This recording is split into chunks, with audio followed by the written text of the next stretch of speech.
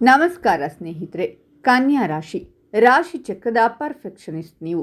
ನಿಮ್ಮ ಅಧಿಪತಿ ಬುಧ ಅಂದರೆ ಬುದ್ಧಿ, ಲೆಕ್ಕಾಚಾರ, ಮಾತು, ವ್ಯಾಪಾರ, ನರಮಂಡಲ. ನೀವು ಡೀಟೇಲ್ ಓರಿಯೆಂಟೆಡ್.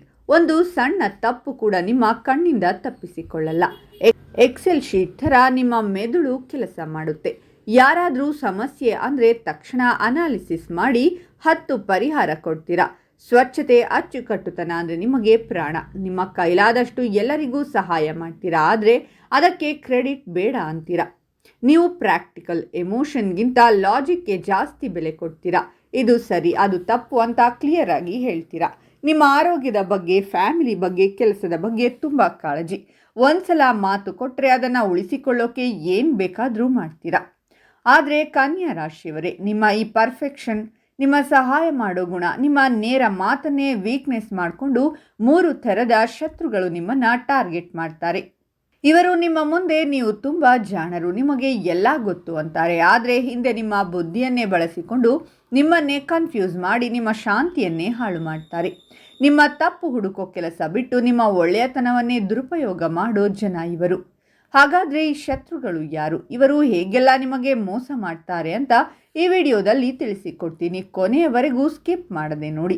ಅದಕ್ಕೂ ಮುನ್ನ ನೀವು ಕನ್ಯಾ ರಾಶಿಯವರಾಗಿದ್ದರೆ ವಿಡಿಯೋಗೆ ಲೈಕ್ ಮಾಡಿ. ಹಾಗೆ ನೀವಿನ್ನು ನಮ್ಮ ಜ್ಯೋತಿಷ್ಯ ದರ್ಶನ ಚಾನಲ್ಗೆ ಸಬ್ಸ್ಕ್ರೈಬ್ ಆಗಿಲ್ಲ ಅಂದರೆ ಈಗಲೇ ಸಬ್ಸ್ಕ್ರೈಬ್ ಮಾಡಿ. ಹಾಗೆ ಪಕ್ಕದಲ್ಲಿ ಬರೋ ಬೆಲ್ ಐಕಾನನ್ನು ಕ್ಲಿಕ್ ಮಾಡಿ.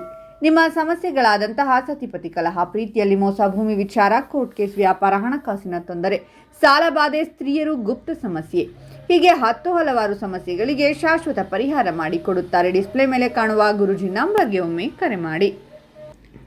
ಕನ್ಯಾ ರಾಶಿ ಜ್ಯೋತಿಷ್ಯ ಶಾಸ್ತ್ರದ ಪ್ರಕಾರ 6ನೇ ರಾಶಿ ಚಕ್ರ ಚಿಹ್ನೆ. ಈ ರಾಶಿಯವರು ಪರಿಪೂರ್ಣತಾವಾದಿಗಳು. ಈ ರಾಶಿಯಲ್ಲಿ ಜನಿಸಿದ ಹೆಚ್ಚಿನವರು ಕುಟುಂಬ, ಸ್ನೇಹಿತರು ಹಾಗೂ ಪ್ರೀತಿ ಪಾತ್ರರೊಂದಿಗೆ ಪ್ರಾಮಾಣಿಕರಾಗಿರುತ್ತಾರೆ ಹಾಗೂ ತಮ್ಮ ತಪ್ಪನ್ನು ಒಪ್ಪಿಕೊಳ್ಳುತ್ತಾರೆ. ಈ ರಾಶಿಯಡಿಯಲ್ಲಿ ಜನಿಸಿದವರು ಇತರರಿಗೆ ಸಹಾಯ ಮಾಡುವ ಮುಕ್ತ ಮನಸ್ಸನ್ನು ಹೊಂದಿರುತ್ತಾರೆ. ಇನ್ನು ಇವರಿಗೆ ಮೋಸ ಮಾಡುವ 3 ಶತ್ರುಗಳ ಬಗ್ಗೆ ನೋಡೋಣ. ಮೊದಲನೇ ಶತ್ರು ಟೀಕೆಯ ಟೆರರಿಸ್ಟ್. ಕನ್ಯಾ ರಾಶಿಯವರಿಗೆ ಪರ್ಫೆಕ್ಷನ್ ಇಷ್ಟ. ತಪ್ಪಾದರೆ ನಿಮಗೆ ನೀವೇ ಬೈಕೊಳ್ತೀರಾ. ಇದನ್ನೇ ಇವರು ಬಳಸ್ಕೋತಾರೆ. ಉದಾಹರಣೆ 1, ಕೆಲಸ ಅಥವಾ ಬಿಸ್ನೆಸ್ನಲ್ಲಿ.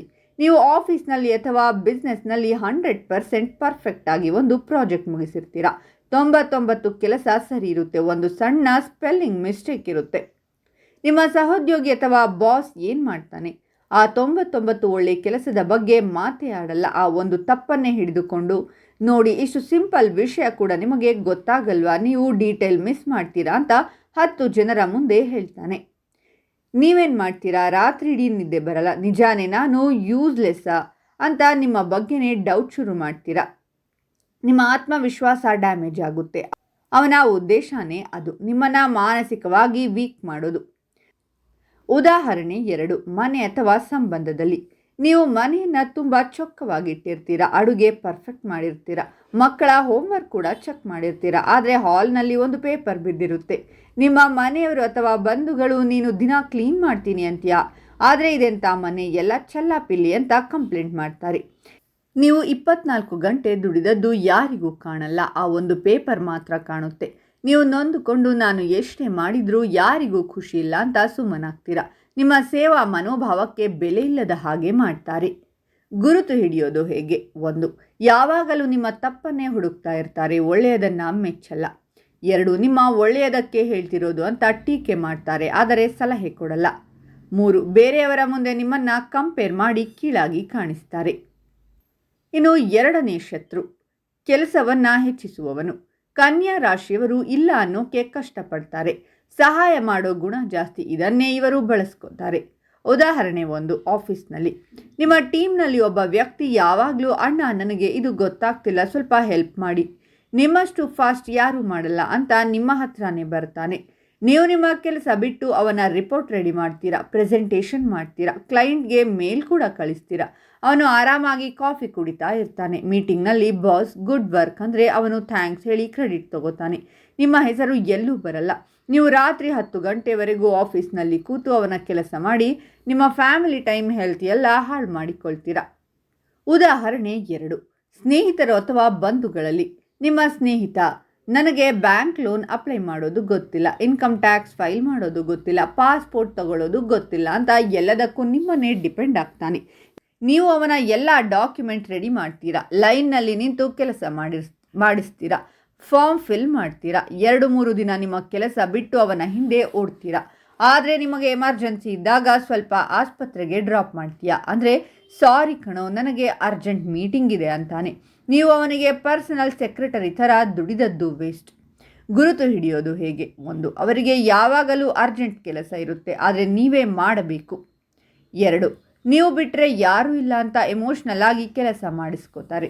3, ಥ್ಯಾಂಕ್ಸ್ ಹೇಳ್ತಾರೆ, ಆದರೆ ಪ್ರತಿಯಾಗಿ ಎಂದೂ ಸಹಾಯ ಮಾಡಲ್ಲ.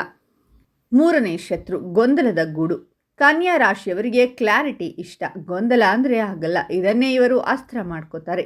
ಉದಾಹರಣೆ 1, ನಿರ್ಧಾರ ತಗೊಳ್ಳೋ ಟೈಮ್ನಲ್ಲಿ ನೀವು ಮನೆ ತಗೋಬೇಕು ಅಥವಾ ಜಾಬ್ ಚೇಂಜ್ ಮಾಡಬೇಕು ಅಥವಾ ಇನ್ವೆಸ್ಟ್ ಮಾಡಬೇಕು ಅಂತ ಡಿಸೈಡ್ ಮಾಡಿರ್ತೀರ.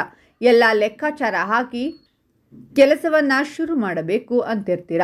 ಆಗ ನಿಮ್ಮ ಹಿತೈಷಿ ಎಂಟ್ರಿ ಕೊಡ್ತಾನೆ. ಅಲ್ವೋ, ಈಗ ಮನೆ ತಗೋಬೇಡ, ಮಾರ್ಕೆಟ್ ಬೀಳುತ್ತೆ ಅಂತ ಕೇಳ್ಪಟ್ಟೆ, ಈ ಕಂಪನಿ ಸೇರಬೇಡ, ಅಲ್ಲಿ ಬಾಸ್ ಸರಿ ಇಲ್ಲ ಅಂತ ನನ್ನ ಫ್ರೆಂಡ್ ಹೇಳಿದ, ಈ ಸ್ಕೀಮ್ನಲ್ಲಿ ದುಡ್ಡು ಹಾಕಬೇಡ, ಸ್ಕ್ಯಾಮ್ ಇರಬಹುದು.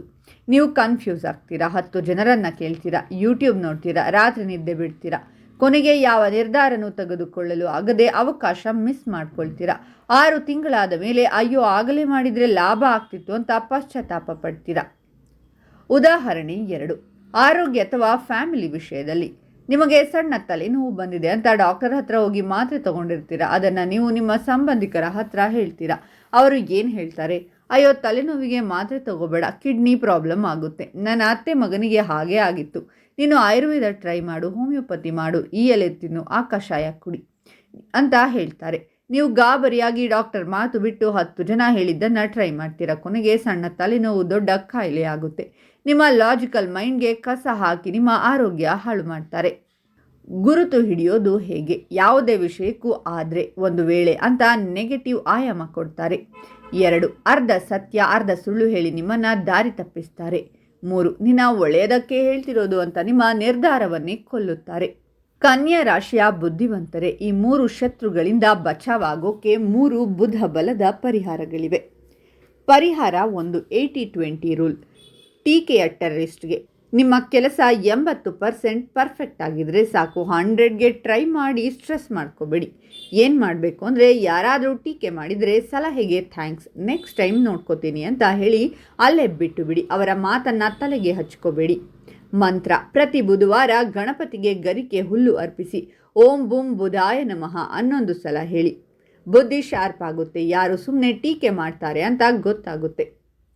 ಪರಿಹಾರ 2, ನೋ ಬೋರ್ಡ್ ಹಾಕಿ. ಕೆಲಸ ಹೆಚ್ಚಿಸುವವನಿಗೆ ಸಹಾಯ ಮಾಡಿ, ಆದರೆ ಲಿಮಿಟ್ ಇರಲಿ. ಏನು ಮಾಡಬೇಕು ಅಂದರೆ, ಯಾರಾದರೂ ಕೆಲಸ ಹೇಳಿದರೆ ಈ ವಾರ ನನಗೆ ಟೈಮ್ ಇಲ್ಲ ಕಣೋ, ಯೂಟ್ಯೂಬ್ನಲ್ಲಿ ವಿಡಿಯೋ ಇದೆ ನೋಡ್ಕೊ ಅಂತ ಹೇಳೋಕ್ಕೆ ಕಲೀರಿ. ನಿಮ್ಮ ಟೈಮ್ಗೆ ಬೆಲೆ ಕಟ್ಟಿ, ದಿನಕ್ಕೆ 1 ಗಂಟೆ ಮಾತ್ರ ಬೇರೆಯವರಿಗೆ ಸಹಾಯ ಮಾಡ್ತೀನಿ ಅಂತ ರೂಲ್ ಮಾಡಿ. ಮಂತ್ರ: ಪಚ್ಚೆ ಕಲ್ಲಿನ ಉಂಗುರ ಅಥವಾ ಬ್ರೇಸ್ಲೆಟ್ ಬಲಗೈಗೆ ಹಾಕಿ, ಬುಧ ಗ್ರಹ ಬಲ ಆಗುತ್ತೆ, ಇಲ್ಲ ಅನ್ನೋ ಧೈರ್ಯ ಬರುತ್ತೆ. ಪರಿಹಾರ 3 ಜನರ ರೂಲ್. ಗೊಂದಲದ ಗೂಡಿಗೆ. ಯಾವುದೇ ದೊಡ್ಡ ನಿರ್ಧಾರಕ್ಕೆ 100 ಜನರ ಅಭಿಪ್ರಾಯ ಕೇಳಬೇಡಿ. ಏನು ಮಾಡಬೇಕು ಅಂದರೆ, ಕೇವಲ 3 ಜನರನ್ನು ಮಾತ್ರ ಕನ್ಸಲ್ಟ್ ಮಾಡಿ. 1, ಆ ಫೀಲ್ಡ್ನಲ್ಲಿ ಎಕ್ಸ್ಪರ್ಟ್. 2, ನಿಮಗೆ ನಿಜವಾಗ್ಲೂ ಒಳ್ಳೆಯದು ಬಯಸೋ ಫ್ಯಾಮಿಲಿ ಮೆಂಬರ್. 3, ನಿಮ್ಮ ಅಂತಃಪ್ರಜ್ಞೆ. ಈ 3 ಜನ ಓಕೆ ಅಂದರೆ ಮುಂದೆ ಹೋಗಿ, ಬೇರೆಯವರ ಮಾತು ಕಿವಿಗೆ ಹಾಕ್ಕೋಬೇಡಿ. ಮಂತ್ರ: ಬೆಳಿಗ್ಗೆ ಎದ್ದ ತಕ್ಷಣ 5 ನಿಮಿಷ ಮೌನವಾಗಿ ಕೂತು ನಿಮ್ಮ ಮನಸ್ಸಿನ ಮಾತು ಕೇಳಿ. ಕನ್ಯಾ ರಾಶಿಯವರ ಇಂಟ್ಯೂಷನ್ ತುಂಬ ಸ್ಟ್ರಾಂಗ್, ಅದನ್ನು ನಂಬಿ. ಟೀಕೆಗೆ ತಲೆ ಕೆಡಿಸಿಕೊಳ್ಳಬೇಡಿ, ಎಲ್ಲರ ಕೆಲಸನೂ ನೀವೇ ಮಾಡಬೇಡಿ, ನಿಮ್ಮ ನಿರ್ಧಾರವನ್ನು ನೀವೇ ತೆಗೆದುಕೊಳ್ಳಿ. ಆಗ ಕನ್ಯಾ ರಾಶಿಯವರ ಬುದ್ಧಿಗೆ ಯಾರೂ ಸರಿಸಾಟಿ ಇಲ್ಲ. ಕನ್ಯಾ ರಾಶಿಯವರೇ, ನೀವು ವಜ್ರ ಇದ್ದ ಹಾಗೆ. ವಜ್ರಕ್ಕೆ ಮಸಿ ಬಳಿಯೋಕೆ ಎಷ್ಟು ಜನ ಬಂದರೂ ಅದರ ಬೆಲೆ ಕಮ್ಮಿ ಆಗಲ್ಲ. ನಿಮ್ಮ ಬೆಲೆ ನಿಮಗೆ ಗೊತ್ತಿರಲಿ. ಈ ಮಾಹಿತಿ ನಿಮಗೆ ಇಷ್ಟ ಆಗಿದ್ರೆ ವಿಡಿಯೋಗೊಂದು ಲೈಕ್ ಮಾಡಿ, ಹಾಗೆ ಓಂ ಬುಧಾಯ ನಮಃ ಅಂತ ಕಾಮೆಂಟ್ ಮಾಡಿ ಮತ್ತು ಎಲ್ಲರಿಗೂ ಶೇರ್ ಮಾಡಿ. ಇನ್ನಷ್ಟು ಕನ್ಯಾ ರಾಶಿಯವರ ಬಗ್ಗೆ ಮಾಹಿತಿಗಾಗಿ ಈ ವಿಡಿಯೋಗೆ ಲೈಕ್ ಮಾಡಿ.